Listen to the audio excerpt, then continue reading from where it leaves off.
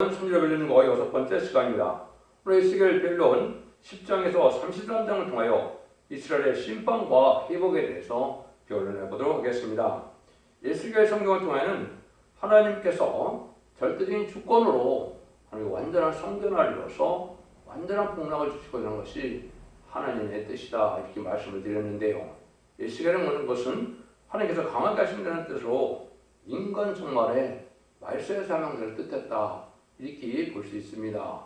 왜냐하면 이제 말뼈 환상을 잘 아시는 것처럼 하나님께서 영을 구할 생기가 들어가니까 큰 군대를 이루었다고 그랬죠. 그 군대는 바로 말세의 사명자 인발인 14만 4천 명을 뜻했는데요.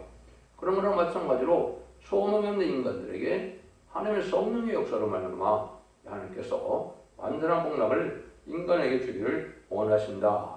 그래서 하나님께 절대적인 주권으로서 하나님께서 이스라엘을 회복하고 영원히 함께 거하신다 그랬는데 이스라엘 회복은 에덴 동산의 회복, 천년치랑 평화국의 건설을 뜻하는 말씀이다.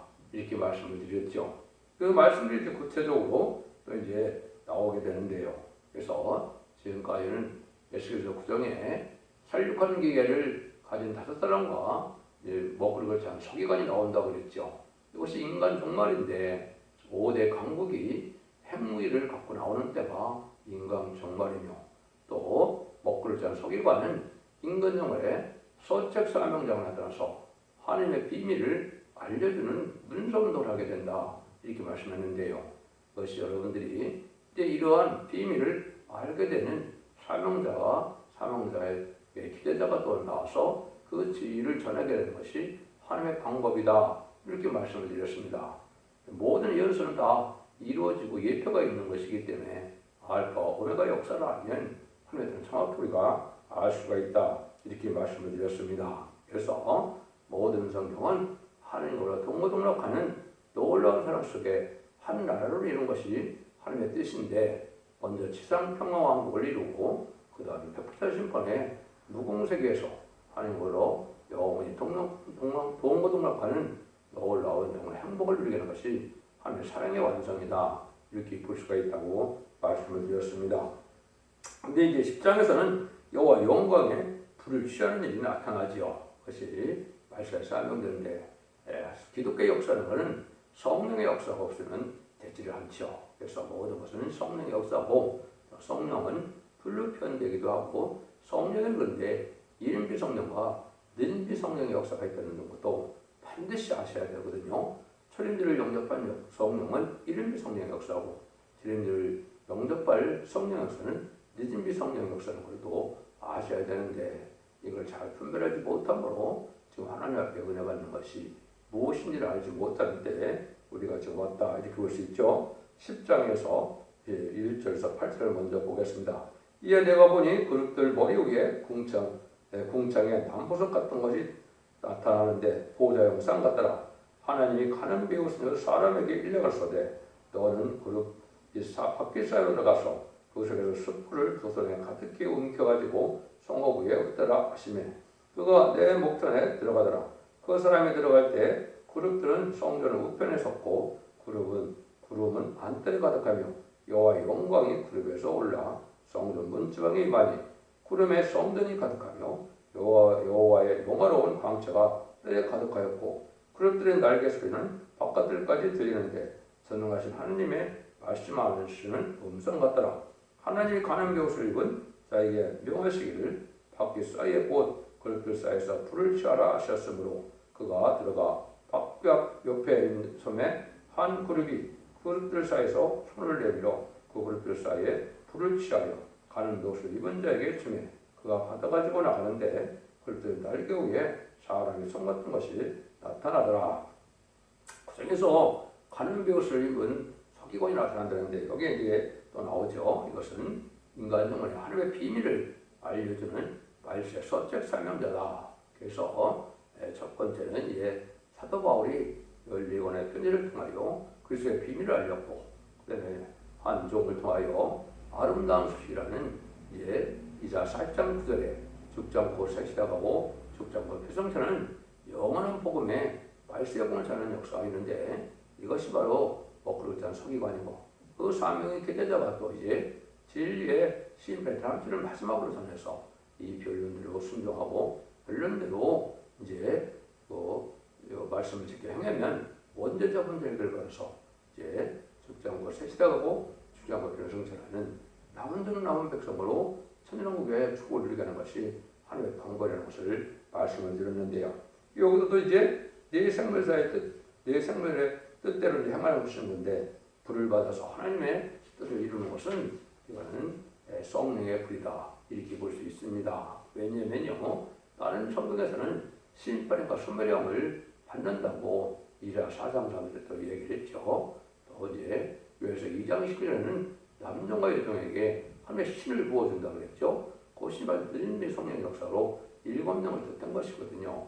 그래서 그런 성령의 역사로 모든 것을 실행하시면은 하나님 보호자 앞에 있는 이런 내 생물을 통하여 하나님의 모든 우주 3단 만상이 이루어지고 운행된다는 사실을 1장에서 배웠죠. 그래서 그것이 하나님의 섭리대로 이루어지는데 하나님이 들어서는 사명을 통해 또 하나님의 역사를 하는 것이다 이렇게 볼 수 있죠. 이런 사명을 뜻하는 것이 이제 성경에는 많습니다. 이사 10장 17절에는 거룩한 자는 불꽃이라 했고 이사 31장 9절에도 여호와의 불은 시온에 있고 여호와의 불은 예루살렘에 있다 이렇게 말씀하시고 이사 50장 11절에는 불을 피우고 횃불을 둘러댄 자여 너희가 불꽃 가운데 들어가리라. 또 오바다 18절에서도 요새 쩍수한 불꽃이요 야곱의 불이라 이렇게 말씀하셨죠. 이것이 바로 이제 여호와의 불을 받아서 성령을 받아서 성령의 역사로 이제 죄악을 소멸시키고 마귀의 죄를 소멸시켜서 심판 권세에 승리하게 될 종들을 뜻했다.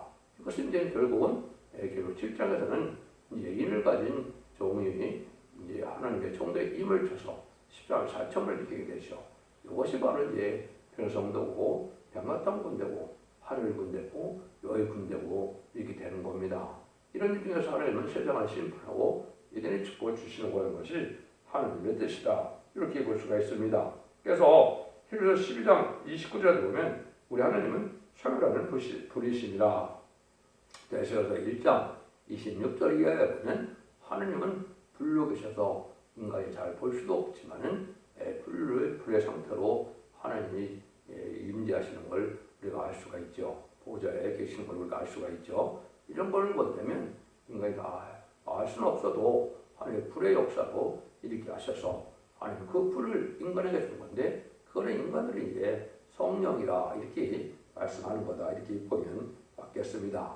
이런 일들이 이제 하나님의 능력이 되어서 마귀를 멸하고서 심판하는 것이 하나님의 방법인데 요한일서 3장 8절에도 보면 하나님의 아들이 나타나신 것은 마귀를 멸하라 하심이라고 그랬죠. 이 마귀 세력을 이 땅에서 없애고 이제 마귀 없는 에덴 축복을 다시 주는 하나님의 뜻이거든요.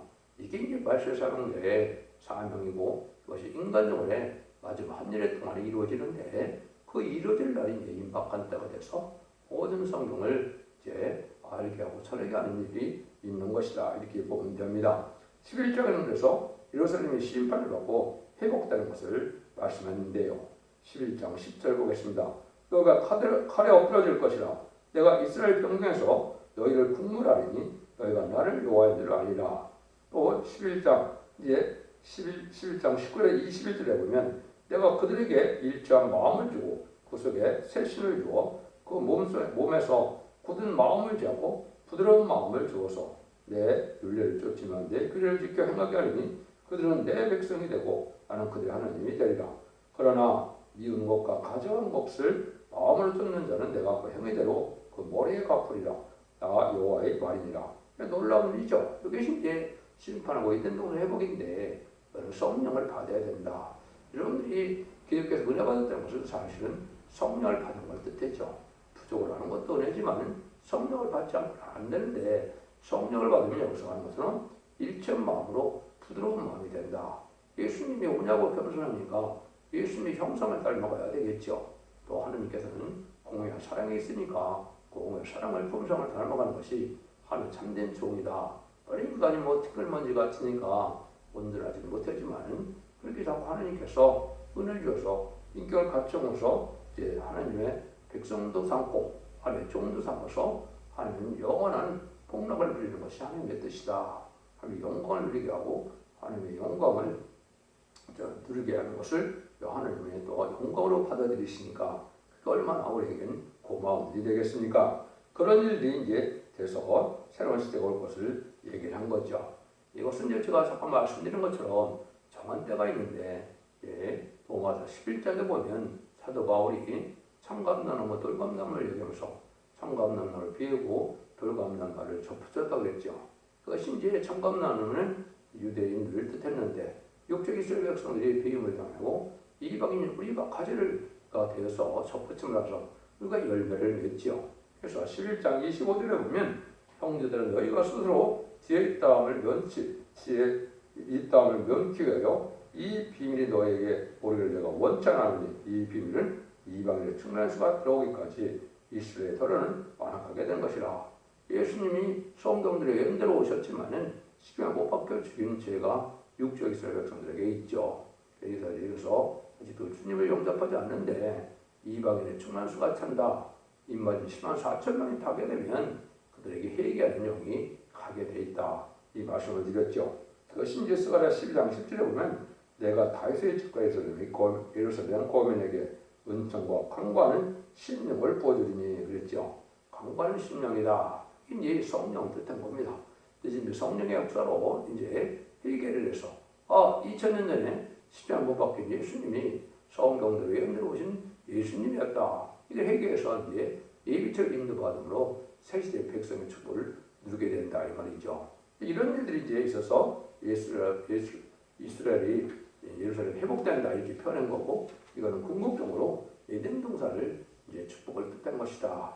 과거에 BC 586년에 남유다가 망했다. 516년에 이스라엘이 회복되고 성전이 복된 적도 있었고요.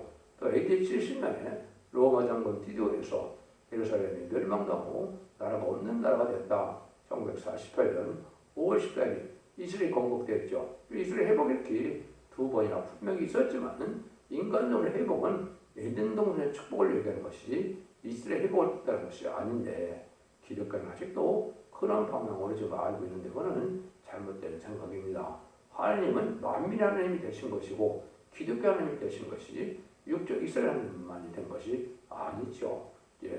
언약의 말씀을 기록하고 하나님이 다스릴 때 이제 구약 시대는 분명히 유대인의 하나님이긴 하지만 예수님 십자가 못 박혀 들어가시고 난 다음에는 만민 하나님이 되고 기독교 하나님이 된 것이고 인간 정말에서도 만민 하나님이 됐다가 하나님이 함께하는 시열의 부리로 순종하는 자들의 하나님이 되는 겁니다.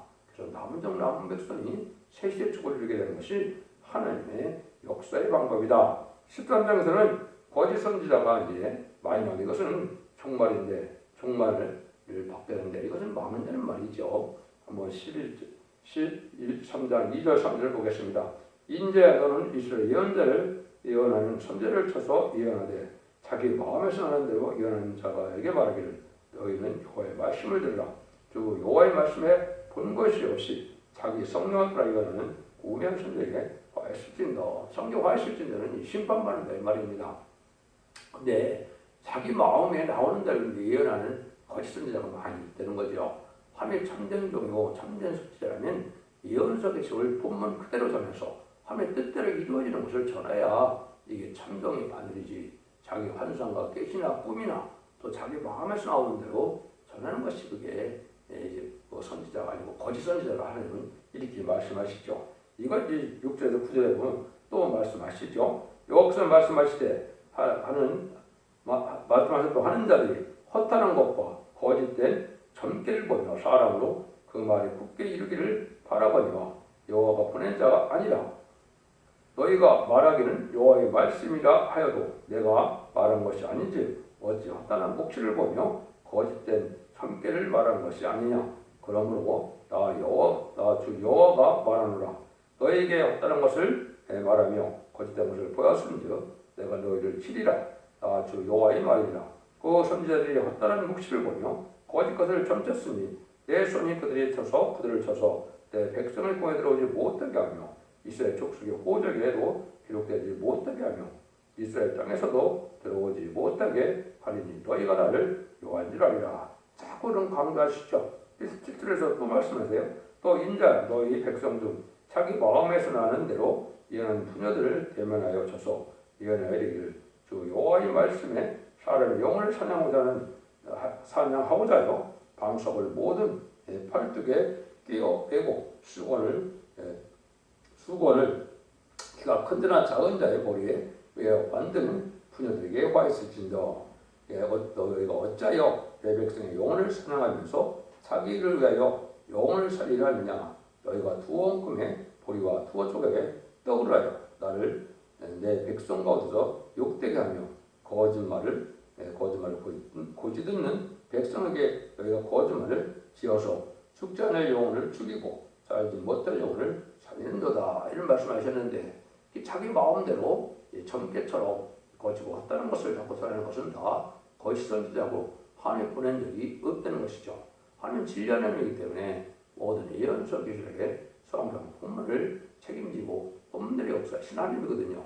하나님의 뜻대로 모든 예언 선지를 본문대로 전해야 참된 종이고 참된 선지자다 이 말입니다. 다 망할 것을 두엉금의 보리라고 그랬죠. 이것은 자기 유익을 위하여 또 그런 점치는 것 같이 그런 자들이 많다 이 말이죠. 수 없는 사람들이 지금 그런 달성된다는 자가 많죠. 환상 계시나 쫓고 꿈이나 환상이나 쫓는 이런 자들은 하나님이 하시는 역사가 아니라고 분명히 말씀하시죠. 여기만 그렇습니까? 예레미야 23장에서도 분명히 그렇게 말씀하고 계시죠.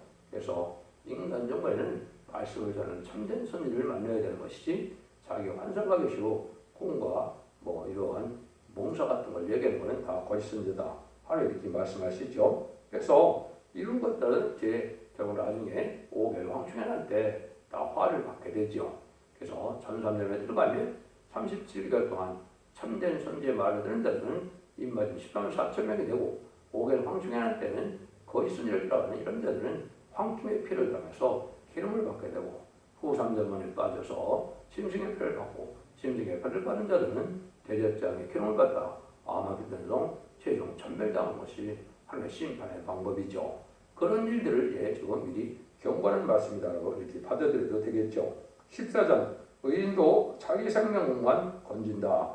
이게 참 중요하죠. 여러분들이 얼마나 자기의 행위대로 자기가 행한 대로 다 복받는다. 물론 지금 심판은 복음 심판이기 때문에 복음에 순종하는 하나님의 보호와 인도와 양을 받지만은 인간의 자기로 구원하는 것이 아니는 걸 여기서 말씀하시죠. 14장 14절입니다.